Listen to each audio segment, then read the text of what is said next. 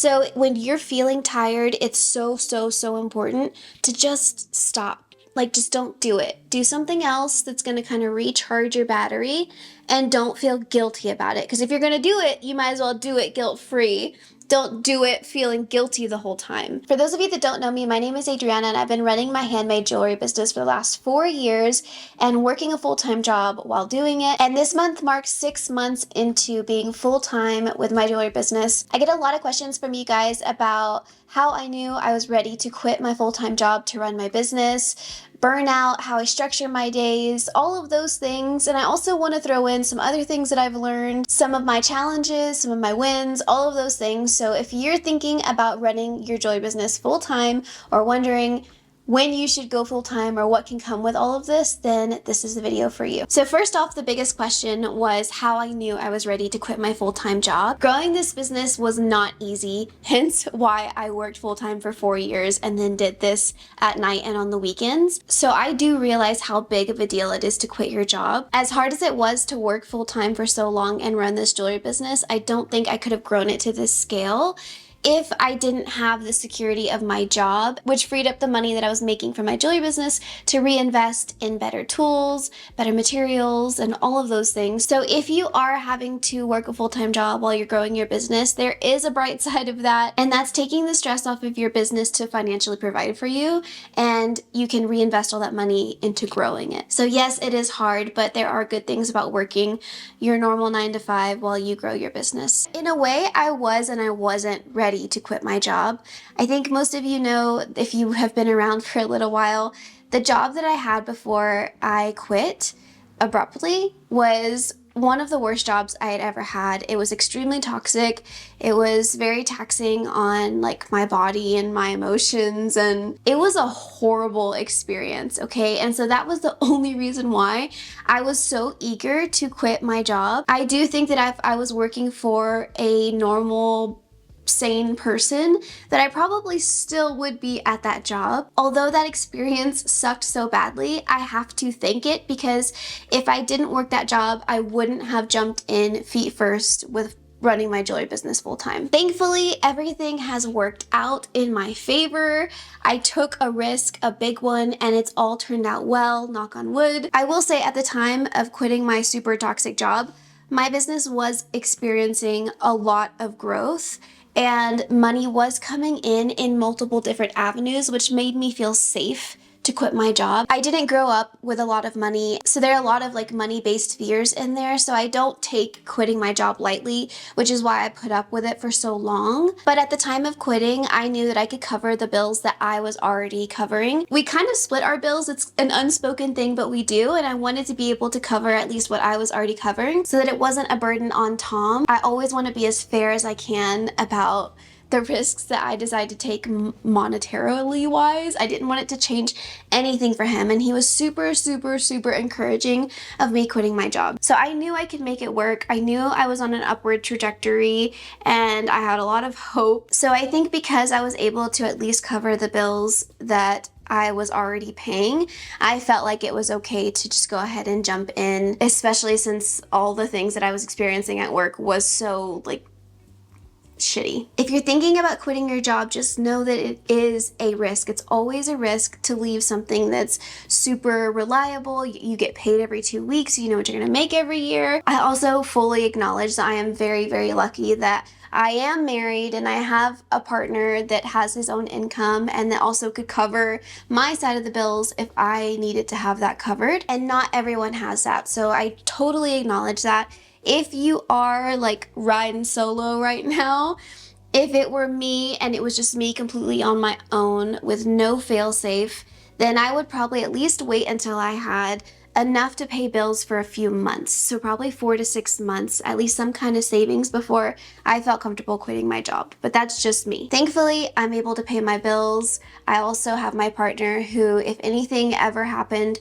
where I made a little bit less this month, then he could cover it, and we play it as a team like that. Another big thing and kind of a struggle for me was how to structure my day-to-day. One of the nice things about working full-time for someone is that they tell you what you're gonna do every single day and you just show up up and do the work.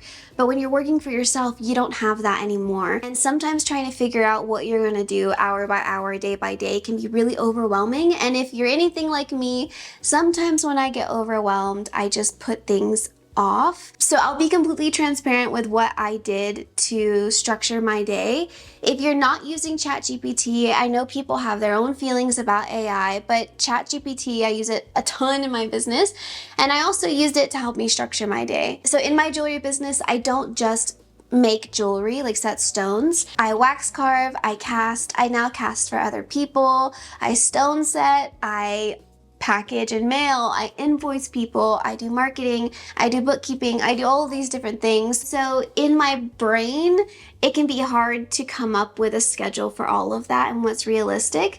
So I went to ChatGPT and I typed in there, and I'll try and include a little clip of that so you can see how quick and responsive and thoughtful their answers are. I pretty much just told it every single thing that I need to get done in the week and how many times I'd like to cast during the week, all of those things. I gave it all the information and I said, I want to work from 9 to 5, Monday to Friday, give me a schedule, a full breakdown, and it spit it out within seconds. And if there's anything you don't like in there, if there's something you want to move around, you can tell it and it will retype it all, and you can copy and paste it into your calendar. So that's exactly what I did, and it was instant relief. It instantly took all of that out of my brain and put it in a visual for me, and it helped me out so much. So if you're wanting to figure out how to structure your days being full-time, let it know everything that you want to accomplish during your week and let it tell you what to do, because brain dumping that was such a relief. So that's how I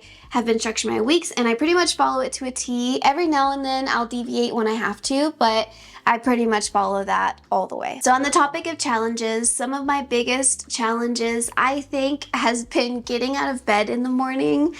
I am a morning person, like I'm happy in the mornings, but I love my bed and it is so warm and cozy, and I don't enjoy waking up super early in the morning. So having to get yourself up and out of bed early, or as early as you know that you probably should be, it can be really, really hard, and I don't always do the right thing. It can be really hard to just like motivate yourself first thing in the morning. I did get a gym membership to try and get myself on some sort of schedule to wake up really early. When you have a full-time job, you know you have to be there at a certain time or you are fired. So you do get up, you have that, you know, like oomph to just get out of bed and go get ready.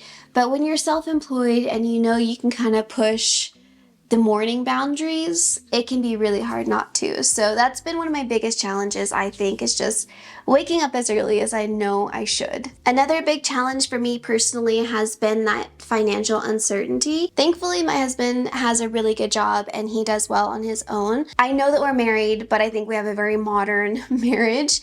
And I don't consider his money as my money. I consider the money that I make as my money. And of course, if he ever needed it, he could have it. But you know what I mean? Like, I never ask him for money. I never let him buy me stuff unless he just bought me something out of the blue. But I feel guilty when I am not making as much as him, or if I'm not able to buy something because I don't have the money to buy it. I think all of that comes from like kid issues of like money scarcity and stuff. But even though he's doing really well on his side of things, if I haven't pulled in the numbers that I think I should be pulling in, it stresses me out. And again, with a full-time job, you know exactly what you're making. But being self-employed, it's completely different. And this can be a bright side and a negative side. So there have been months where I've made really, really, really good money, and more money than I normally would have planned on making.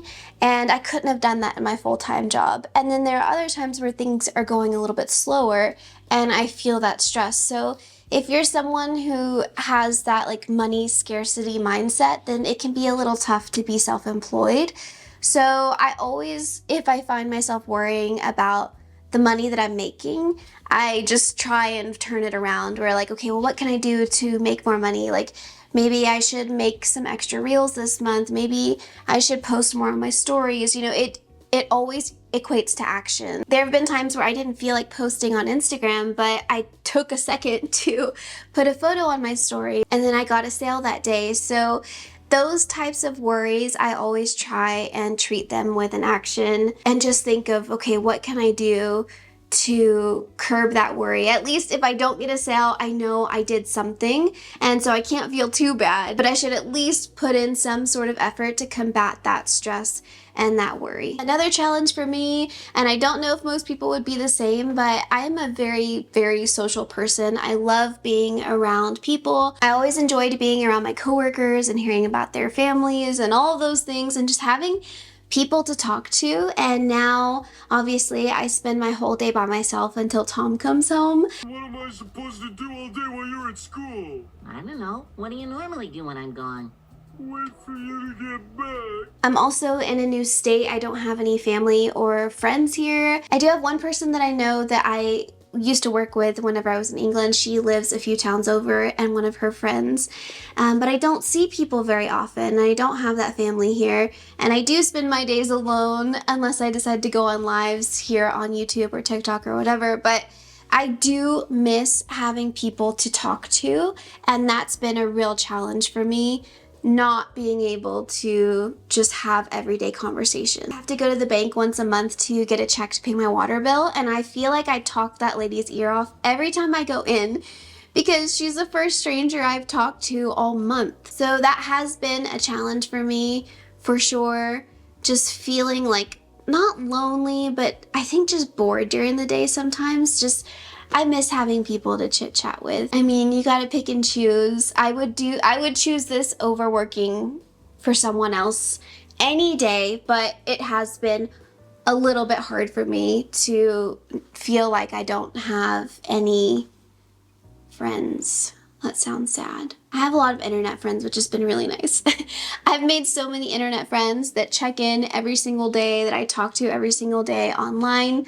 But it's nice to hug people and tell people good morning and to laugh with them and to bitch with them and to eat lunch with them. So yeah, that is something that I actually miss. So some of the wins since going full-time in my business have been just the growth that I've experienced. When I quit my job, I told myself that I had a year to make a comfortable amount of money where I could pay the bills that I was paying before and just have like a comfortable living wage where I'm not just paying the bills, but where I also have a little bit left over to do fun things with my son, or buy a shirt, or buy makeup, or you know, those little things. And so in my brain, I told myself, give it a year, don't make yourself feel bad, don't stress yourself out, just work and grow, and you have a year. And thankfully, every month since quitting, I have grown financially, which is a huge, huge deal. And although I'm not quite where I want to be with what I'm making every month, I'm making way more than I thought I would be at this moment. And that is really, really, really exciting. Also, quitting my job and running this full time allowed me to start casting for other people. I just started a little guinea pig trial to start casting for other jewelers, and on October 20th, I'll be casting. It'll be open up to everyone. It'll be on my website.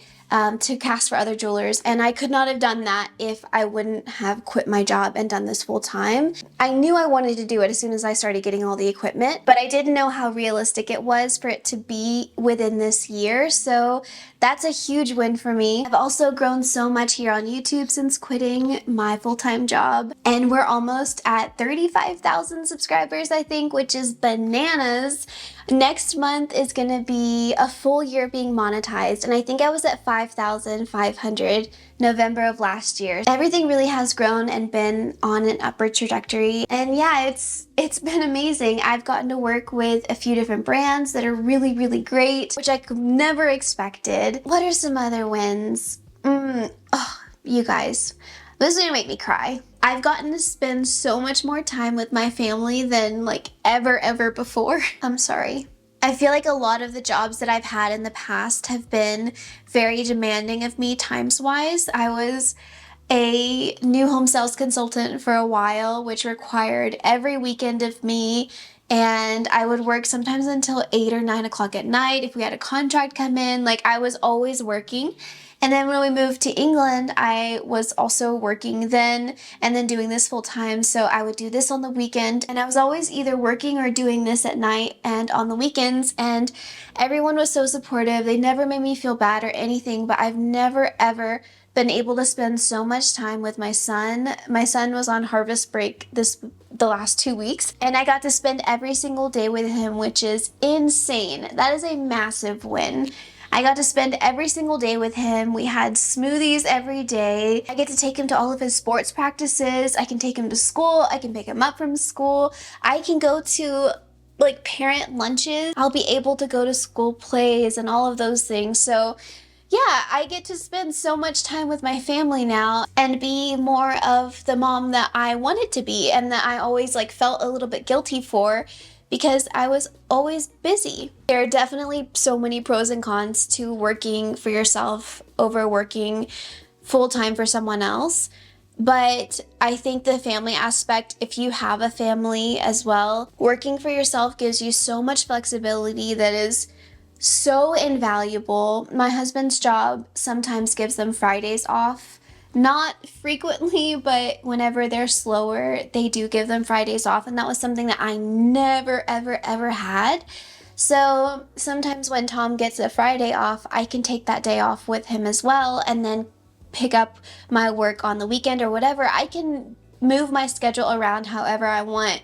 And so there are times where we're driving around at 10 o'clock on a Friday, and I'm just like, I couldn't have done that. I couldn't have done that with my other job. The flexibility, time-wise, has been so invaluable. I would never trade it for anything. Another win, and I'll be brief because it's not super relevant, but I recently got a dog that has some health problems, and because I work from home, we're going to be able to give him the care that he needs. He needs some hip surgery. It's going to require like months of healing, and so I get to be here to take care of him. There are just so many good things. I'm sure I could keep going on, but yeah. Another question that I get asked a lot about is how to manage stress and burnout. If you're running a business in 2024, then most likely a lot of your business revolves around social media. I think about 70% of my time is spent marketing, making videos, editing videos, just doing something social media based, and then the rest is spent working, which can be super mentally exhausting. If I could just make jewelry all day, I don't think I'd ever be burnt out. I don't think I would. My hands might hurt, but I don't think I'd be burnt out. But there are so many aspects of social media alone that can just run your brain into the ground. Not only do you have to make content all the time, but you have to make content that actually performs well.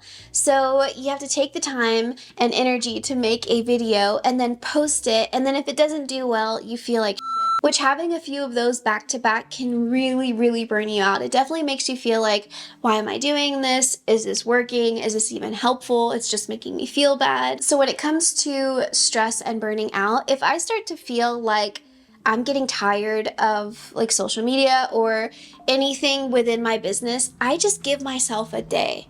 If I'm tired of posting videos, if I'm like exhausted with social media, I'm not posting that day. And if I feel the same way the next day, I'm not posting that day. And obviously that can't go on for like weeks, but you have to give yourself grace to know that like no one notices when you like take a step away for a little bit, you know?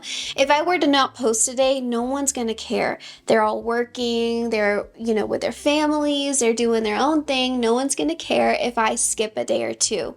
So when you're feeling tired, it's so, so, so important to just stop. Like, just don't do it. Do something else that's going to kind of recharge your battery and don't feel guilty about it. Because if you're going to do it, you might as well do it guilt-free.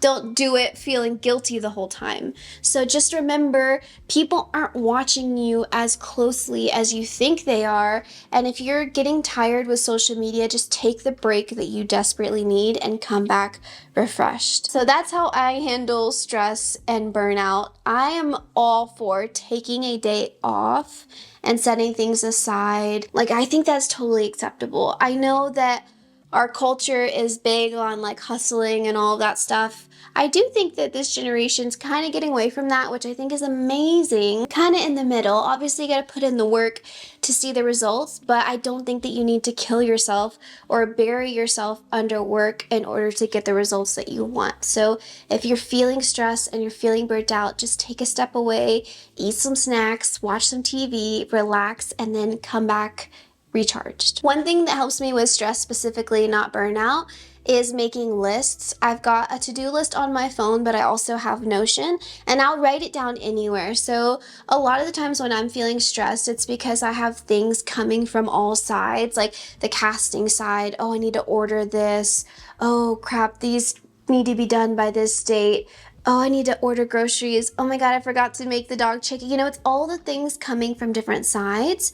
And if you let that sit in your brain and just stew, that's what gives you that tight feeling in your chest. So you need to get it out. You need to write it down. I downloaded Microsoft app on my phone, and it's literally, I think it's just called To-Do List, but it's tied into Microsoft, so it can tie into your calendar as well. And whenever I remember something that I need to do, I put it in that to-do list, and then I instantly feel better. Because one of the things that makes me feel bad when I've got things coming from everywhere is thinking, oh my God, I'm gonna forget one of them. I'm gonna forget something and it's gonna be bad because I've got so many things in my brain, I'm gonna forget. And then that adds to the stress of needing to get all the things done. I know someone else is like me, and you must be.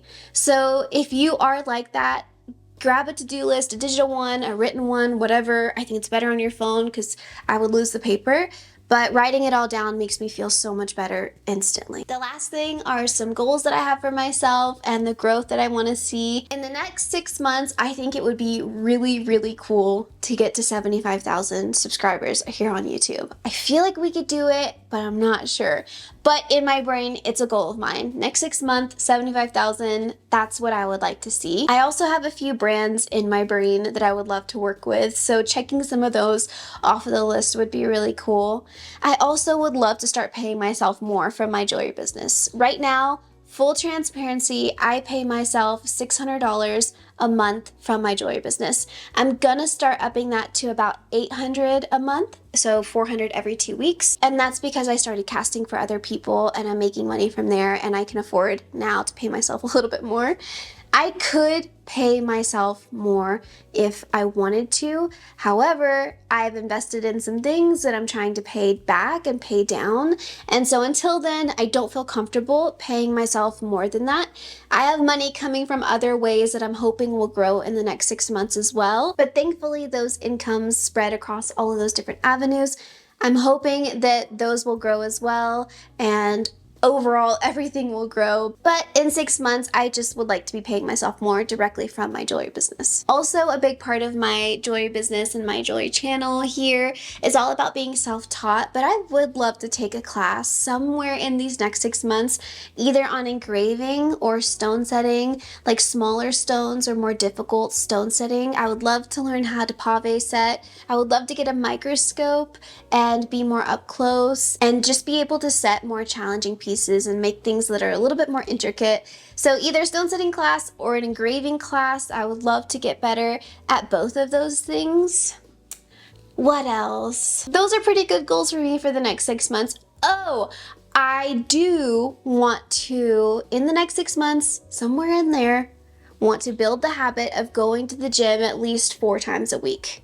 And like leaving by 7 a.m. Like leaving at 7 a.m. to go exercise and working out at least 4 times a week. That's a big goal for me. Anyway, I feel like this video is kind of all over the place, but these are a lot of common questions that I get and some things that I think I would have found helpful whenever I was looking to quit my job. I also really, really believe in being fully transparent. It's important for you guys to know that I don't make all my money from my jewelry business. I make it from YouTube and Amazon and sponsorships and my jewelry business, but it's not all from there. I don't want to set unrealistic expectations where people think, oh, she's like only making money from her jewelry business, she must be doing so well. No, that's not the case at all. I also am married and have a partner to do life with, so that also makes life easier for me. All of those things I think are extremely important to know to give context around what I'm doing here in my studio with my jewelry business. So yes, things are going well. They're going better than ever. I'm doing great. I'm happier than I've ever been in my entire life. Knock on wood. But it is important to know like all of those things. So if you're thinking of quitting your job and running your business full time, I hope that this video could help you, give you some encouragement, maybe open the blinds a little bit to what's realistic. If you have any questions at all, or if you have anything to add to this video about running your business full time, if you do that, put it in the comments. I would love to hear what you guys have to say on this topic, and I will see you in the next video. Bye, guys.